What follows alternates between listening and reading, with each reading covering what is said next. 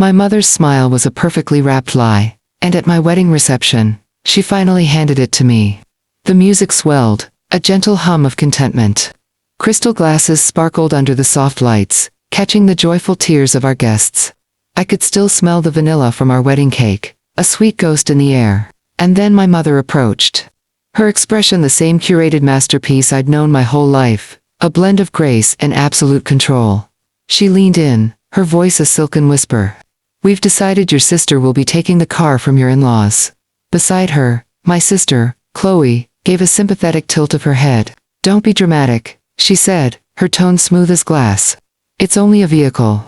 I didn't look at her. I watched my mother's unwavering smile. My father drifted near, a silent sentinel for this transaction. Across the room, my new husband, Leo, met my gaze, a single, almost imperceptible nod.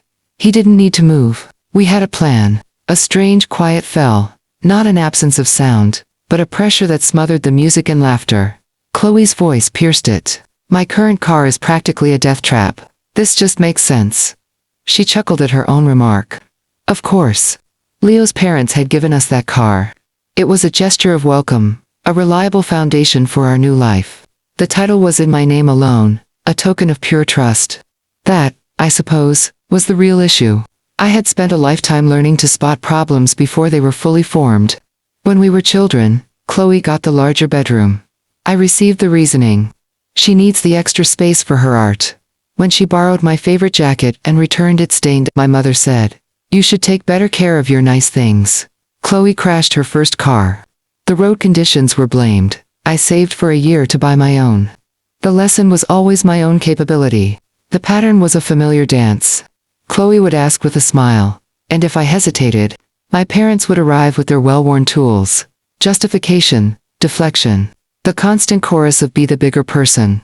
I wore that title like a crown for years, until I realized it was actually a leash. Leo's fingers gently brushed my wrist.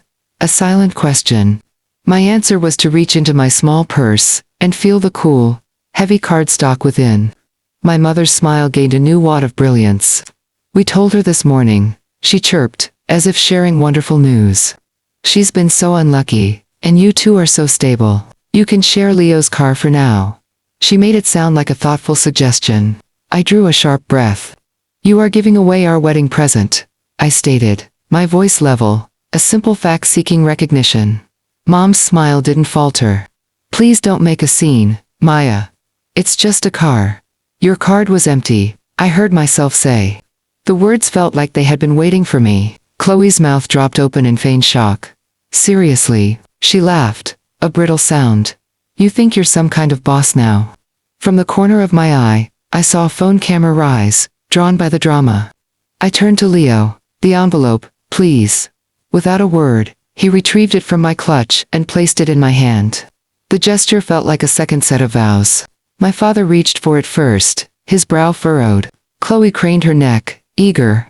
They opened it as if it contained a winning lottery ticket. They did not expect the cold, formal language of the law. My mother's eyes scanned the document, her practiced composure beginning to fray at the edges. Chloe's smug look dissolved by the second line. Dad squinted, reading and rereading, as if the words would change. "What is this?" he grumbled. I didn't leave them in suspense. "It's a notarized legal notice," I said, my voice gaining strength. "Filed 10 days ago. It states that all gifts, including the vehicle in my name, are legally protected. Any attempt to transfer ownership will result in an immediate legal review and impact future financial considerations from Leo's family." The band's music seemed to fade into the walls. "You can't be serious," Chloe spat, a sharp panic in her voice.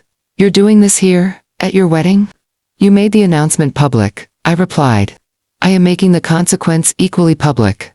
Dad let out a hollow chuckle. "This is absurd. Maya, it's a car." "No," I said, "it's the pattern. It's every time you changed the rules because Chloe wanted something I had." Mom slid the paper back into the envelope, as if it were contaminated. "We are your family," she whispered harshly. "You don't use lawyers against family." "You went into our driveway 2 nights ago," I said, my voice low and clear. "You took pictures of the car and posted them online." Chloe blinked slowly, a deer in headlights. "It was a joke," she managed. "Symbolic," Symbolic of what? Leo asked, his tone like calm water. That your generosity is a given. A sharp gasp came from a relative nearby. My mother's smile finally shattered. I felt a vibration in my knees, the physical cost of finally standing my ground. It didn't feel like an explosion. It felt like solid earth after years of standing on sand. Chloe straightened her posture. You've always been like this, she said, finding her anger so judgmental. I looked directly at her. You've built your comfort on my compromises. You've worn my sacrifices like accessories. You call it family. I call it entitlement. Enough, my father commanded, trying to reclaim authority. This is a celebration. And this, I said, is the last day I pretend this dynamic is acceptable. Leo's hand found mine. He gave it 3 firm squeezes. 1, 2, 3. A silent countdown. The band watched. The guests held their breath. The old version of me waited to surrender. I did not. I produced a second, smaller envelope. Chloe's name was typed neatly on the front. She stared at it like it was a venomous snake. My mother moved to grab it, but I pulled it back just an inch. A tiny, powerful boundary. This one is real, I said calmly. Consider it a record of today. Behind us, the towering wedding cake seemed to watch. Somewhere, a champagne cork popped, a jarringly happy sound. Play, Leo said to the bandleader. A quiet challenge. The drummer raised his sticks. The singer looked to me for direction. I gave a single, firm nod. The music crashed back to life. The room seemed to gasp for air. Chloe started to speak, but the bass line drowned her out. We turned, Leo and I, and stepped into the rhythm of the song. My mother's face was finally, truly, blank. Chloe's sequins seemed to lose their sparkle. I placed the second envelope into my father's hand as we moved past him on the dance floor. Support isn't surrender, I said. And love isn't a transaction. We danced. Not for the photographers, but for us. In my periphery, I saw my mother, already working to construct a new smile for the watching crowd. I hoped, for the first time, that she would fail. The music played on, but the whispers had already begun, rolling through the tables like a slow wave. The morning after felt like inhabiting a new reality. My wedding dress was draped over a chair, a ghost of the previous day. The silence in our home was deep and full. Leo made tea while I checked my phone, bracing for impact. The first post was from Chloe. Some families are chosen, not given. So grateful for the people who see real value. 47 likes. One comment from Mom. So proud of my strong daughter. Remember, not everyone can handle the truth. I stared until the letters blurred. Don't engage, Leo murmured. She's trying to control the narrative. He was right. In my family, the first person to speak was the author of history. But this time, we held the copyright. We had planned to leave for a short trip that morning. I drive up the coast in our car. As I packed a bag, another notification appeared. A fundraising page. Title: Starting over after family betrayal. Goal: $7,500. Organized by Chloe. The description was a masterpiece of manipulation. My own sister chose money over family, leaving me without transportation. I'm just trying to get back on my feet. Any help is a blessing. 3 donors. $25 total. One name was Truth. Leo actually snorted. Truth donated. That's priceless. I took a screenshot and put my phone away. She'll take it down when she realizes it's not working. And then she'll find a new way to be the victim. I said. It's her only script. The drive was quiet. A peaceful silence we had earned. We watched the city melt into forest and coastline. No calls, no texts. Just the road and us. At a scenic overlook, I caught my reflection in the side mirror. No makeup, messy hair, but my eyes were clear. You look free, Leo said.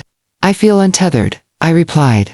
It was like a weight I'd carried for a lifetime had finally been cut loose. We didn't speak much. The growing distance was a wall I should have built years ago. Days later, while sitting on a rocky beach, my phone buzzed. A long text from Mom. I'm so disappointed in you. Maya, this is not how family behaves. We help each other. Always. I read it once. Then I sent a single image in reply. A close-up of the notarized document. The caption read, "Helping isn't taking." Then, I blocked the number. It wasn't an act of anger, but of preservation. Returning home, the air in our house felt different, cleaner. The family group chat was silent. Messages from cousins had stopped. The constant digital noise of my family was gone, and the quiet felt like a reward. It didn't ache. It felt correct. 2 weeks later, a cousin messaged. Heard things got intense at the wedding. Everyone okay? It wasn't intense. I typed back. It was necessary. The 3 dots appeared, hovered, and then vanished. The silence that followed was a profound peace. We built new routines. Saturday morning hikes, cooking together. Music that filled our space, without judgment. I'd occasionally see Chloe's name in social media feeds. Her life a curated performance of happiness. I never clicked. One evening, sorting through wedding photos, I found an image no one was meant to take. It was unstaged raw. It was shot in the immediate aftermath of our confrontation. My mother's hand was outstretched. Chloe's face was twisted in disbelief. And my expression was one of resolute calm. Leo stood beside me, a pillar of strength. A guest must have captured it accidentally. I had it printed and placed it behind the main photo, in a frame on our shelf. The pretty pictures were for show. This one was for us, because the truth, however messy, is what you build a real life on. The piece held for nearly a month. Then, the guilt began to creep in, not from them, but from inside me. It started as a whisper, a conditioned reflex. You ruined the piece. You're the difficult one. That is the final, most stubborn lesson of being the reliable child. You are trained to feel responsible for every ripple you cause.